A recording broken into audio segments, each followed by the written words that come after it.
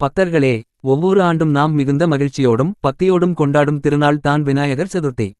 ஆனால் ஏன் இந்த நாளை இவ்வளவு சிறப்பாக கொண்டாடுகிறோம் தெரியுமா? ஒரு நாள் பார்வதி தேவி தன் இல்லத்தில் குளிக்கச் செல்லும்போது தன்னை பாதுகாக்க யாராவது காவல் காத்திருக்க வேண்டும் என்று நினைத்தார். தன் தெய்வீக சக்தியால் களிமண் மற்றும் மஞ்சளைக் கொண்டு ஒரு அழகிய சிறுவனை உருவாக்கினார். அந்தச் சிறுவனுக்கு உயிர் ஊட்டி, இனி நீ என் மகன். நான் சொன்னதை மட்டுமே கேள். நான் குளிக்கப் போகிறேன். யாரும் உள்ளே வரக்கூடாது.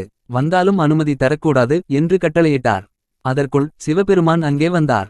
தன் இல்லத்திற்குள் செல்ல நினைத்தார். ஆனால் கதவின் முன் நின்ற அந்தச் சிறுவன், இல்லை, என் அம்மா கட்டளை தந்துள்ளார். யாரும் உள்ளே போகக்கூடாது என்று சொல்லி சிவபெருமானையே தடுத்தான்.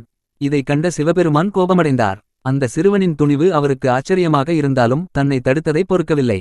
தெய்வீக அஸ்திரத்தை பயன்படுத்தி சிறுவனின் தலையை வெட்டினார். சில நேரம் கழித்து குளியலை முடித்து வந்த பார்வதி தேவி தன் உருவாக்கிய மகன் உயிரின்றி கிடப்பதை பார்த்து பெரும் துயரத்தில் ஆழ்ந்தார். கோபம் கொண்டு உலகம் முழுவதையும் அழித்து விடுவேன் என்று சாபம் அளிக்கத் தொடங்கினார். அப்போது சிவபெருமான் நிலைமை மிக மோசமாக போகிறதை உணர்ந்து தேவர்களிடம் ஆலோசித்தார். உடனே தன் பூதகணங்களிடம் வடக்கு திசையில் முதலில் சந்திக்கும் உயிரினத்தின் தலையை எடுத்து வாருங்கள் என்று உத்தரவிட்டார். அந்த நேரத்தில் அவர்கள் சந்தித்த உயிரினம் யானை. அதன் தலையை கொண்டு வந்து அந்த சிறுவனின் உடலில் பொருத்தினார்கள். சிவபெருமான் தன் தெய்வீக ஆசியால் உயிர் ஊட்டினார்.